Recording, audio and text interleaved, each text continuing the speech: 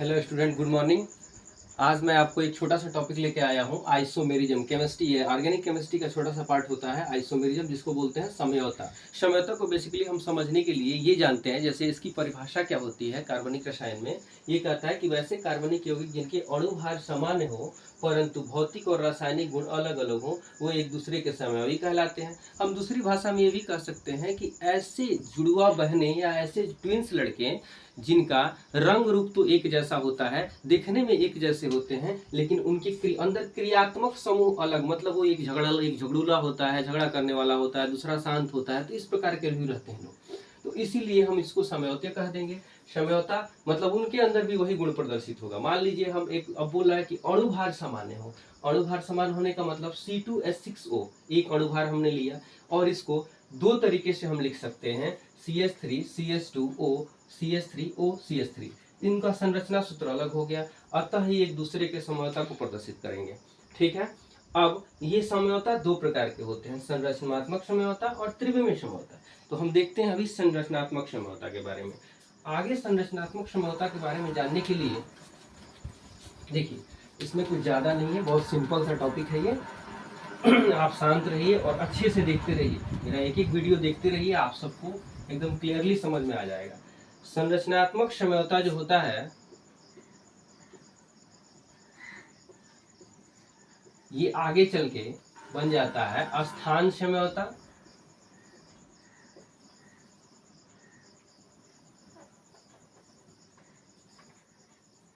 Second क्रियात्मक समूह समझौता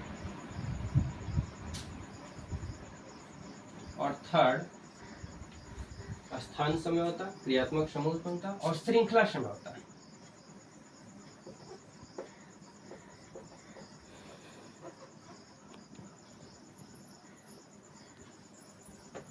ठीक है।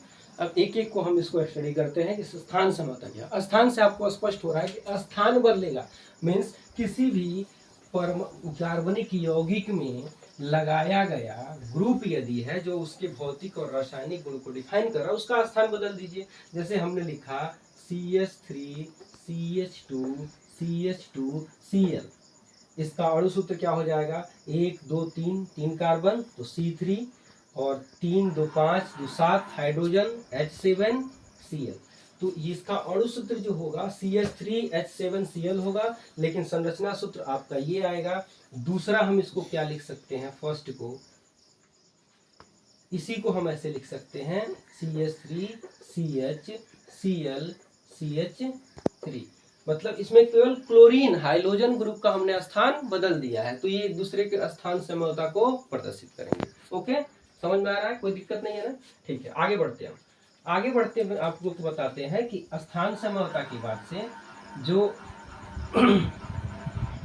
क्रियात्मक समूह समझौता है वो क्या है, सेकंड क्रियात्मक समूह समझौता। जैसे हम इसको ऐसे लिख रहे हैं CH3 CH2 CH2OH, ये क्या है, मेथ एथ प्रोप, मतलब रूट वर्ड हो गया प्रोपेन और ऑल जुड़ा हुआ है तो ये हो गया प्रोपेनॉल,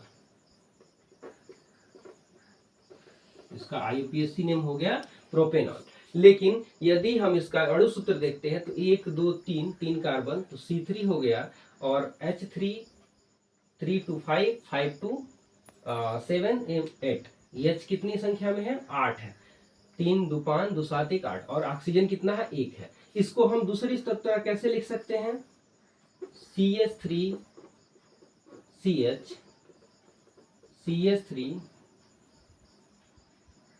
एक सेकेंड जस्ट वेट, CH3C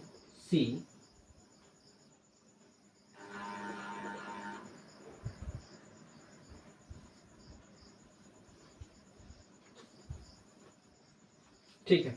अब देखिए इसमें 3 2 5 3 8 8 हाइड्रोजन, 1 2 3 कार्बन, और इसमें क्या हो गया आपका, हाइड्रोजन की संख्या 8 है, कार्बन की संख्या 3 है, ऑक्सीजन की संख्या 1 है। लेकिन ये एल्कोहल है और ये क्या है, ईथर है, ईथर ग्रुप का है। अतः इनका फंक्शनल ग्रुप चेंज हो गया, क्रियात्मक समूह चेंज हो गया, तो इनके भौतिक और रासायनिक गुण भी एकदम डिफरेंट हो जाएंगे, तो एक दूसरे के क्रियात्मक समयता को प्रदर्शित करेंगे। ठीक है, थर्ड एंड लास्ट देखते हैं हम संरचनात्मक समयता। संरचनात्मक समयता में क्या होता है, केवल स्ट्रक्चर बदलता है इनका। स्ट्रक्चर बदलते वक्त जैसे ये हम देखते हैं, एक कंपाउंड है C4H10, इसको हम यदि श्रृंखलावर लिखते हैं तो ऐसे लिखेंगे, 4 कार्बन की ये चैन हो जाएगी, टर्मिनल कार्बन जो लास्ट कार्बन है वहां चूंकि सिंगल बॉन्ड ये एल्केन है तो 3 हाइड्रोजन लगा दीजिए और बीच में आप 2 हाइड्रोजन लगा दीजिए। ये क्लियर हो गया। इसके बाद हम इसको ऐसे कैसे लिख सकते हैं, इस प्रकार से भी लिखा जा सकता है। देखिए, इसका हमने केवल श्रृंखला बदल दिया, कार्बन की संख्या सेम थी, हाइड्रोजन की संख्या सेम थी, इसमें कोई फंक्शन ग्रुप नहीं चेंज हुआ, लेकिन इसका श्रृंखला चेंज हो गया, इसलिए श्रृंखला समयता को प्रदर्शित करता है।